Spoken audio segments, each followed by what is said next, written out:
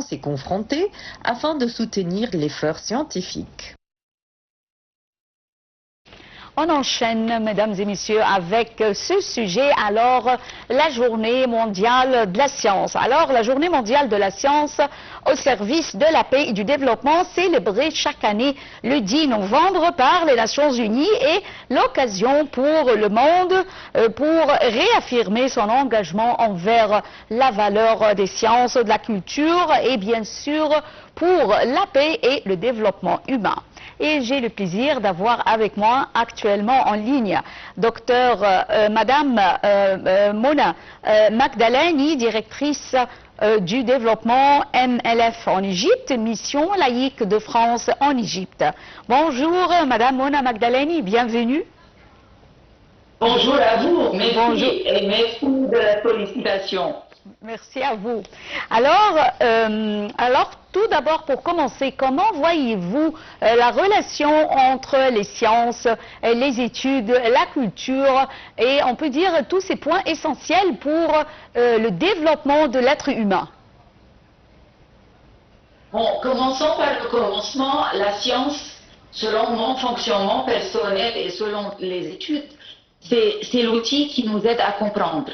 Oui. Et si on comprend, parce que science c'est recherche, donc ça nous permet d'aller voir ce que nos prédécesseurs ont fait, dit, pensé, ce à quoi ils ont abouti, de nous situer par rapport au contexte actuel et de prévoir donc l'avenir. C'est l'outil. Et si on a cet outil qui nous aide à comprendre, on voit mieux. Oui. Quand on voit mieux, on est dans un état d'âme de richesse, de satisfaction, de compréhension, de beauté, d'esprit esthétique. Et à partir de là commencent tous les liens dont vous venez de parler. Donc, si je comprends, je pourrai enseigner. Si je vois bien, je vais comprendre la culture.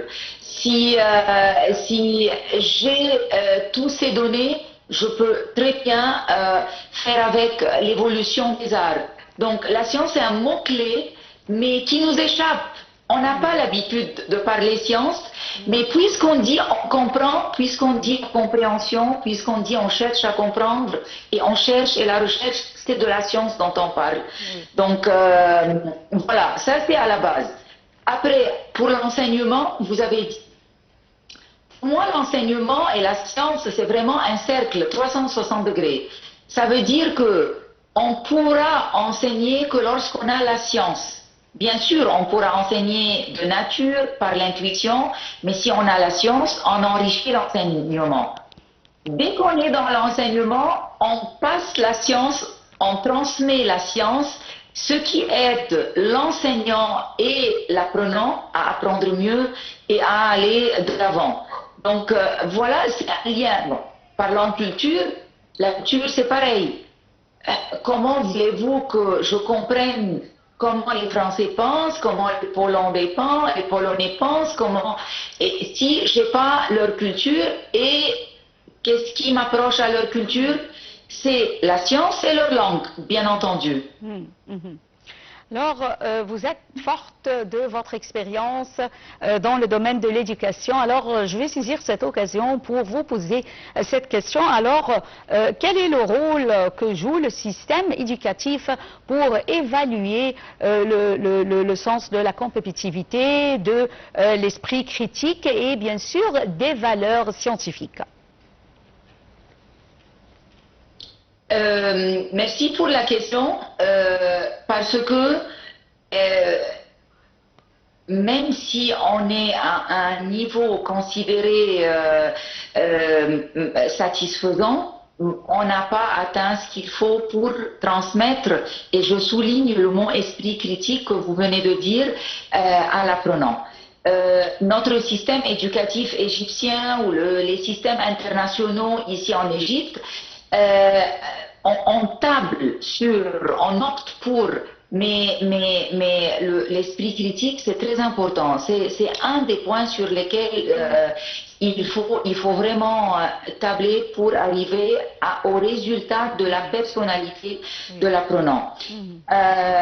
il est fort, notre système éducatif égyptien, et surtout tout ce qui est sciences. Voyons les matières scientifiques, les mathématiques, y inclut la histoire géo, les langues. La science y est. Mais l'esprit critique, on veut vraiment changer la posture de l'apprenant de récepteur à acteur. On est, il faut le dire, jusque-là dans la phase récepteur. L'apprenant, il ne peut pas faire avec la science qu'il a ou dans certaines marges. Et du coup, si on ne lui laisse pas cette marge de liberté d'expression de soi, d'ailleurs c'est mon sujet de doctorat, comment voulez-vous qu'il utilise la science correctement? Donc il a la matière, il a le savoir, mais il reste le savoir-faire et bien entendu plus tard le savoir-être. Oui, bien sûr. Donc l'éducation, l'enseignement et l'éducation, leur rôle essentiel et fondamental, c'est la construction de la personnalité de l'apprenant. Et sans expression de soi, esprit critique, enrichissement de la matière scientifique qu'on a et bien sûr la curiosité scientifique. Oui, bien sûr. Tellement on donne de la matière que la curiosité a peu de place. Oui. Je parle en général bien sûr, mais il reste des marges et des différences individuelles. Bien sûr. Alors, comment, selon vous, puisque vous avez mentionné cette question, alors comment rendre au public les sciences plus accessibles et ici je parle notamment des jeunes. En fait, pendant la période où j'étais proviseur d'un établissement scolaire, j'ai transformé avec bien sûr la créativité des collègues et de l'équipe de travail, tout ce qui est sciences et maths par exemple, en une journée maths-sciences, qui fait que les élèves, quel que soit leur âge, troisième primaire, cinquième, préparatoire ou secondaire, utilisent tout ce qui est dans leur manuel scolaire dans la pratique quotidienne. Oui. Comment pourrait-on savoir le groupe sanguin? Comment pourrait-on utiliser cette théorie mathématique pour estimer une distance?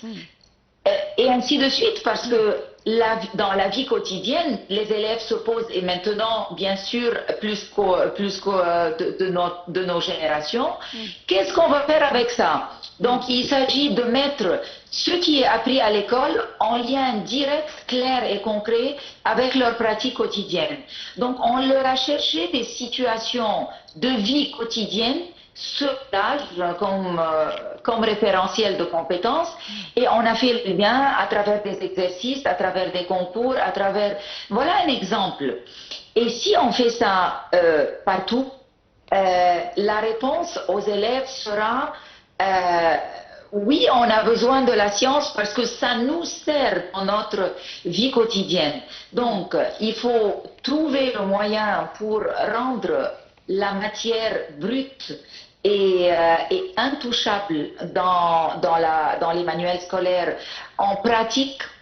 Il faut la faire manipuler par les jeunes. Il faut leur créer un climat motivationnel parce que sinon, il faut donner du sens à la science. Si on ne donne pas du sens, ça va peut-être faire l'histoire d'une bonne note, d'un bon résultat, d'une belle réussite, mais ça ne va pas faire le fait de s'approprier la science pour la pratiquer. Oui, ça ne va pas créer... Et le climat motivationnel... Oui, permettez-moi, comme vous venez de le dire, alors ça ne va pas créer un homme bien éduqué. Alors c'est la création la formation d'une personne, non pas pour les examens. Voilà. En deux mots, c'est ça. Et avec ça, un climat motivationnel dans les écoles, et pas que les écoles, bien sûr, parce que on travaille dans les écoles et les universités, dit que même en tant qu'adulte, en tant que doctorante chercheuse actuellement, si je ne suis pas motivée, si j'ai pas ma directrice de thèse, ne me fait pas passer cette jalousie de découverte et ce sens de la science, je ne suis pas motivée à aller de l'avant. Ce n'est pas une question d'âge, c'est une question de nature humaine. Donc, élèves d'école, étudiants d'université, on a tous et toutes besoin de climat motivationnel. Il faut donner du sens à l'objectif pour que l'on y aille sans peur de la note, sans crainte de l'enseignant, sans comptes familiaux, ainsi de suite. Alors, je tiens à vous remercier infiniment et également, je pense que la maison a un rôle à jouer avec même le début de l'enfance, avec des jeux à la maison. Je tiens à vous remercier infiniment, Madame Mona Magdaleni, directrice du développement MLF d'Égypte, mission laïque en Égypte, de France en Égypte. Merci d'avoir été avec nous à travers Zoom. Mesdames et messieurs, nous parvenons ainsi à la fin de cette émission de notre programme quotidien. Bonjour l'Égypte, merci et au revoir.